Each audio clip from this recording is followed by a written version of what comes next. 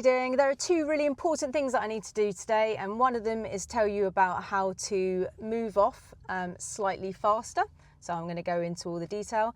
And the other very important thing is that I get a Starbucks because they have literally opened the Christmas menu.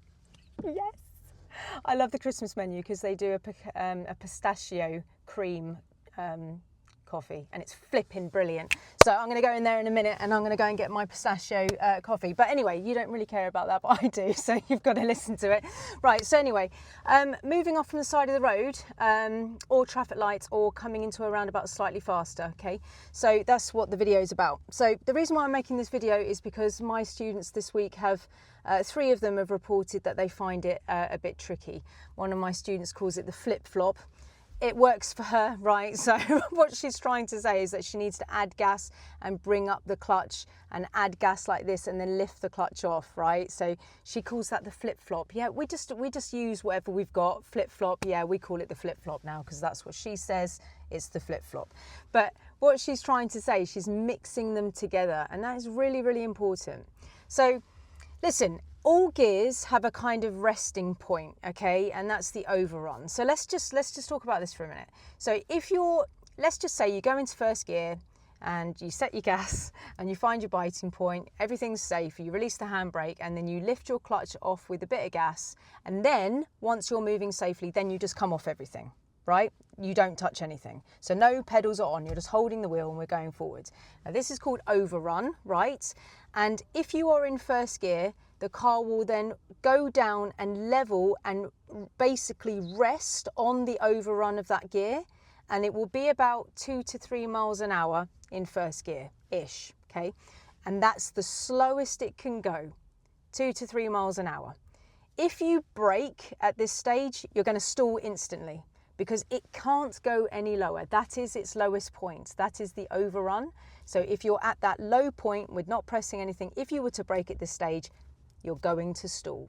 So the only way that you can brake any lower than that is to put the clutch down and then to brake. Okay? So you can use the gas loads to go right up above 2 to 3 miles an hour. You could take your first gear up to like 15, 20. Ugh, that would sound horrible because the engine would be like screaming at you because it needs to go to the next gear, but you could. So you can accelerate above that, but if you came off everything, it would rest at 2 to 3 miles an hour-ish, okay?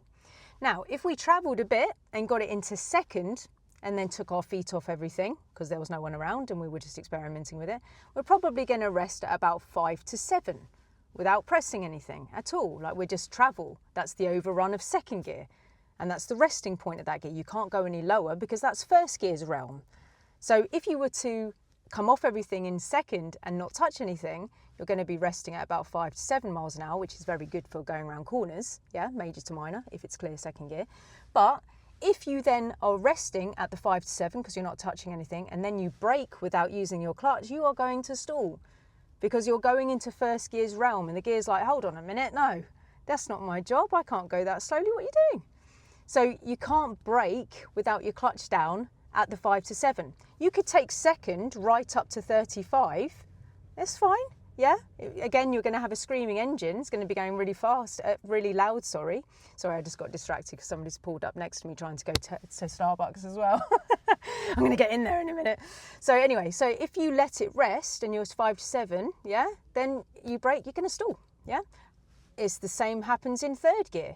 If you were to get it going, get it into third, come off everything, maybe you're going to be resting at about 12 to 15 miles an hour without pressing anything. But it can go way faster than that. But if you brake underneath 12 to 15 miles an hour, you're going to stall because you're now in second gear's realm or first gear's realm, depending on how slowly you're going to want to go. So you're going to have to put the clutch down. So that happens in all gears, and when you're in 6th gear, let's just say you got in 6th gear and didn't press anything, you're probably going to be travelling at about 27 miles an hour without even touching anything. So you're nearly doing one of the lowest speed limits that we've got, yeah, when you're not even pressing anything in 6th. The car will just be doing 27, but if you start braking, you're going to stall because that's another gear's realm, okay? So that's what overrun is, okay? So now that you understand overrun, if you are at a roundabout, let's just say, and you don't set your gas, you only rely on coming up to your biting point to move off, the fastest that it can literally go all by itself is 2 to 3 miles an hour because you're in first. You're stopped at a roundabout, you're trying to pull away. If you come up to the biting point, you can only do 2 to 3 miles an hour maximum because there's no gas added to that. And going into a roundabout at 2 to 3 miles an hour, that is slow. It could be way too slow. There may be a Porsche coming towards you at full pelt, you know, coming around the roundabout. We need to get in there quicker. Yeah, so we need to get into the habit of setting the gas, adding some energy. So when the gear like gets to the biting point, it's like, ooh, energy. I can go faster. I can go into this roundabout at 7, 10, 15. Get going, yeah? Like, let's just get in there. So you can take smaller gaps. You can feel more comfortable that you're like, yeah, I can make it out of this T-junction before this red Nissan Micra is coming. Because he's there, he's coming, yeah, but it's a small gap, but it's enough for me to use my gas and come out. The road is wide enough. I can use that and come out, yeah? Now, this situation is really, really important. It's so important that you don't just come up to the biting point and then add the gas afterwards, because you're not going to have this lovely, like, smooth pull away. You're going to have this really slow, like, jerking in. And then when you do use the gas, we're going to jerk. We're going to jerk forward. We need to mix it together like a mixologist, yeah? I don't drink alcohol, I don't. But it always reminds me of like a cocktail coming together when you mix it like that and all the colours like blend. Yeah, that's nice. I do still have like mocktails. I had one the other night when I went out. I went to a comedy club the other day and I had like a fake mojito. It was really nice and it was very funny. Joe Lycett, really funny guy. Anyway, moving swiftly on. So yeah, so I really hope this is making sense, yeah? If you're on a flat, you need to set your gas at about 1,500 revs when you find your bite. Set the gas, find the bite, yeah? So set the gas means just give it a bit of energy. Hear the car speaking to you. Hear the energy. Some of my students call the car Rory because we give the car some lion roar. Yeah, Rory. Get Rory involved. Set the gas. Come up to the bite. Hold the biting point for at least 2 car lengths. Otherwise, you're going to stall. I've made so many videos about this. I hope you found them in my library. The playlist, how to use a manual car. Get in there. Get in there, yeah. I've done all these videos a million times, yeah. I'm coming up to 850, I don't know, 800 and something videos. And I hate repeating myself, yeah. I think it's weird, but like, but set the gas, find the bite, yeah. And stay on the bite when you move away, but add that gas and then seesaw your feet or flip-flop your feet, whatever that means with my student, but seesaw your feet so you're adding the gas and coming off the clutch there and off the biting point and adding the gas and then smoothly mixing it together like a mocktail or a cocktail, depending on if you drink alcohol or not. And then you're using the gas and accelerating away from the danger, yeah, getting away from the people behind you, helping yourself make progress, getting going, yeah.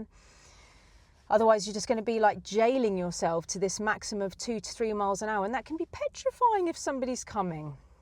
Yeah, so you need to add the gas. One more thing, if you're on a hill, there's 3 ingredients, okay? Set the gas. If you're on a hill, you need more gas, maybe 2,000 revs. Set the gas, find the bite. So that bit's the same. Set the gas, find the bite. Those are your ingredients. I've made videos about this before. Set the gas at 2,000 revs, find the bite. Biting point 1, if you've seen my other videos. Biting point 1 is when you've got the biting point, the front of the car lifts up because the handbrake is holding the back 2 tyres, so you can see the front of the car lift up. But you can't hear creaking, you can't hear shaking. There's no creaking, moaning, shaking, labouring, none of that. Yeah, if you've got that, you need to dip the clutch a little bit. If you've got that shaky one, I call it biting point 2. Dip the clutch, so we've got biting point 1. Set the gas, find the biting point 1, the nice one, the one that's there, and it's like, I'm here, I'm ready to work for you, but it's not actually like starting to labour and feel weird. And then the third ingredient, when you're on a hill, you release the handbrake and you keep your feet still for a second. Just a second, okay? So important that you keep your feet still for the third ingredient on this hill, okay?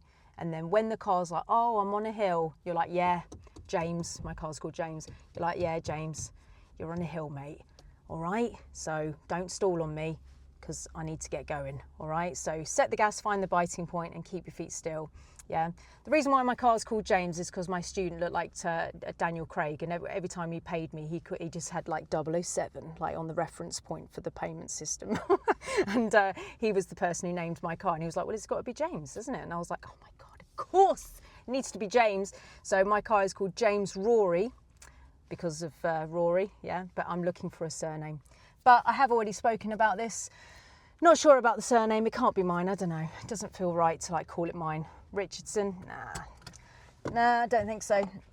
And I don't think it should be Bond either, because there needs to be another one. Right, I'm going to go and get a Starbucks because I'm super excited and I've got a spare hour. Yes, I've got a spare hour. But I really hope this helps you today, yeah, because we don't want to have these like little sluggish moves off. Learn it in a side road, yeah? Like sit there, set the gas and find the bite and watch it. But long term, you want to hear it, yeah? You want to hear your gas. Because obviously you don't want to be looking down and setting your gas at a T-junction or a roundabout. You don't want to be looking down at your rev counter. We need to be actively looking to see where the gaps are. Yeah, so you do need to do it by hearing it. I've got my energy. I call the rev counter bananas. Yeah, anything that sticks, but it goes up in thousands. Yeah, so 1,000, 2,000. So 1,500, 2,000 revs is what I've been talking about today. And I call it bananas because it's the energy. It's the energy that the car needs. It's like the porridge that we need in the mornings to get going. We need the car to have some energy. Get your bananas out. Set the gas at 1,500 bananas or 2,000 bananas, and then find your biting point. And then when you find the biting point, don't be alarmed that the revs drop, because it's almost like eating the bananas. So when you've got that, you need to inject those bananas back in again. Set your gas, find the bite, and then if your revs drop, set the gas again. All right, guys. Oh, I really wish I could just teach you all. I really wish you could just get in my car and I could just teach you all. But I really hope this comes across. I really hope you understand what I'm talking about. Go to side roads and practice all this stuff and hear Rory talking to you. Yeah. Really important. Right, I'm going to go to Starbucks because everyone's looking at me like I'm a right weirdo. I'm literally just chatting to myself in here. That's some guy just looked at me and smiled. I'm like, yeah, I'm making a YouTube video. Anyway, I'm going to go because that's 12 minutes 25. That's way too long. All right, guys, I really hope that helps you today, and I'll see you soon.